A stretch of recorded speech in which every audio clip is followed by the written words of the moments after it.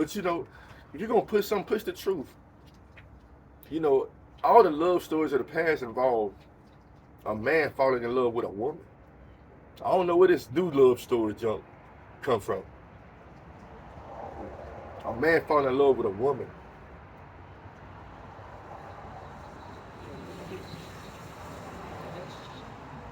What's up with this, people? And they make it look like something wrong with us to want what's natural, to want the embrace of a woman as a man, to want the embrace of a man as a woman. Or something wrong with you. You hate us. I don't hate you. But something's wrong with you. Maybe it's demonic. Maybe it's a spiritual entity that has convinced you that your way of living is right and ours is wrong. The natural way is wrong. What? It's so distorted. You got these type people influencing the churches. You got pastors like Joel Osteen. I believe a homosexual can make it to heaven. Now let me say that how I'm gonna say it. I believe a born again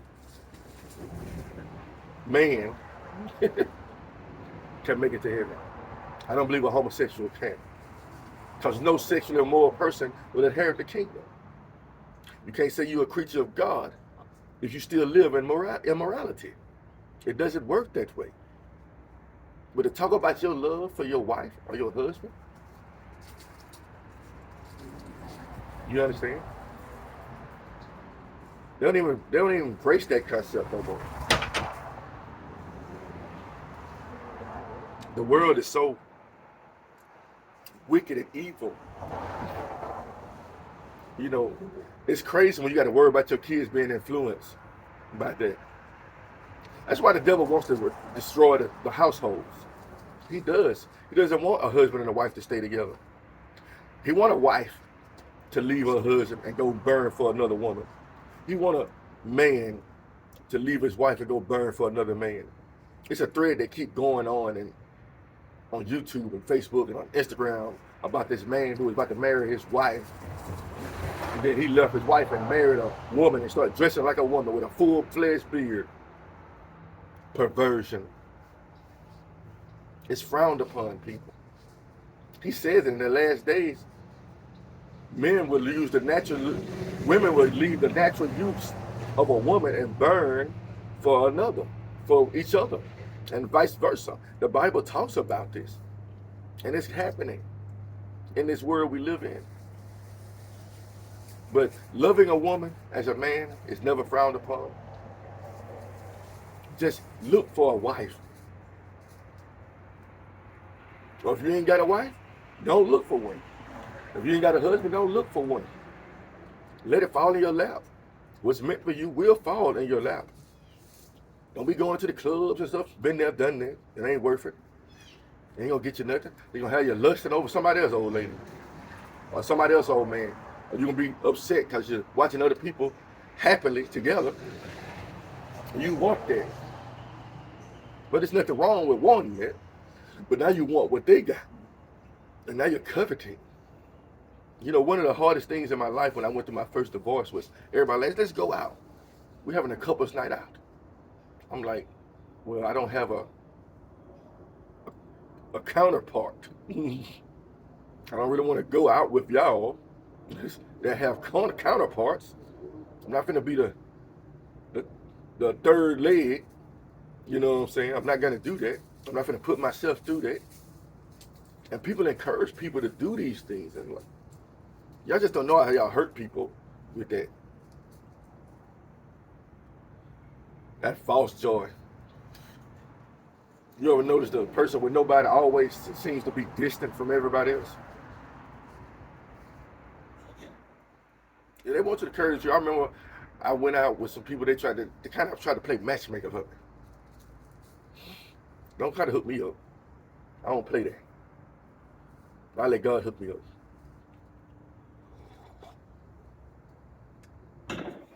You don't try to set me up. I don't even want to set nobody up. Because I don't know who meant to be together. I'm going to set up something that ain't meant to. Do you understand, people? But sometimes God does orchestrate through people. in order to get two people together.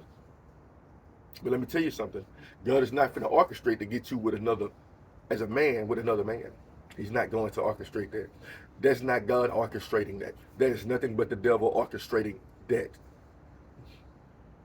and pushing that agenda. That's not of God. But Son of Solomon, the love between a man and a woman, yeah, God orchestrates that. God puts them together.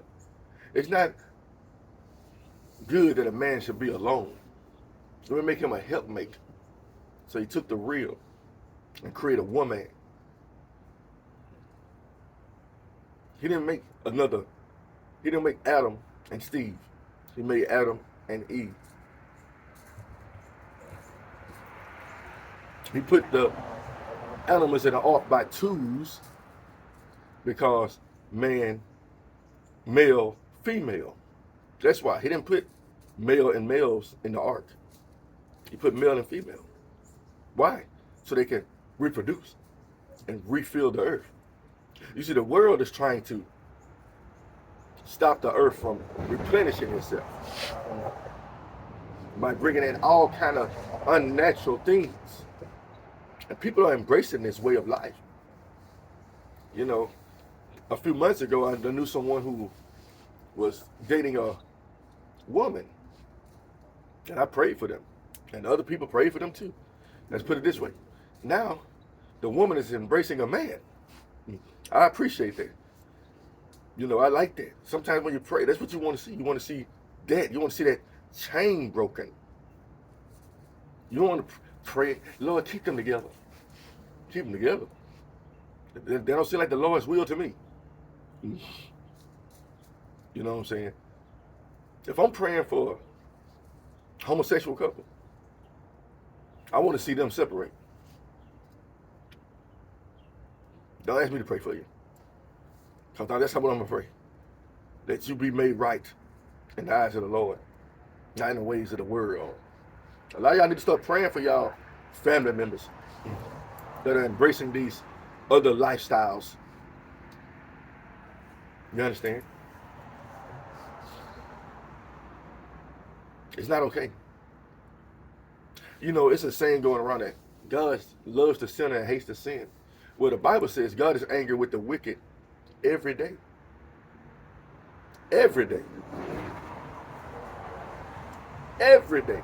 Not some days. Every day. God does not like wickedness. He does not take pleasure in your lifestyle. Oh, look at them. More like shaking his head probably. Like, what in the world is going on here, man? That's not how I made y'all. But you know what, though? It's okay. I'm going to let y'all do what y'all want to do. But when it comes time for me to come back and I start reaping, you're going to reap what you sow, and I'm going to leave you right there where you at, embracing your lifestyle.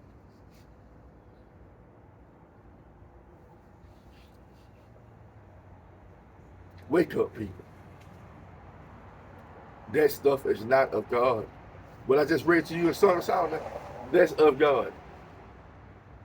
You got women making songs about loving another woman.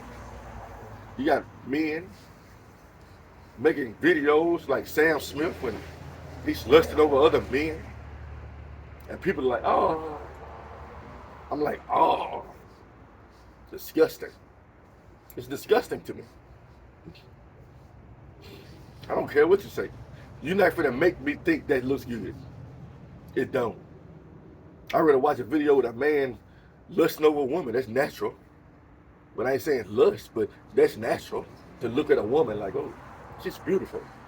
I don't mind having kids by her one day. I guarantee you that's probably not how we most think, but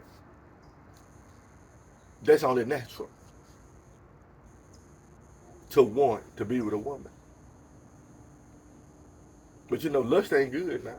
That's why a lot of men rape women.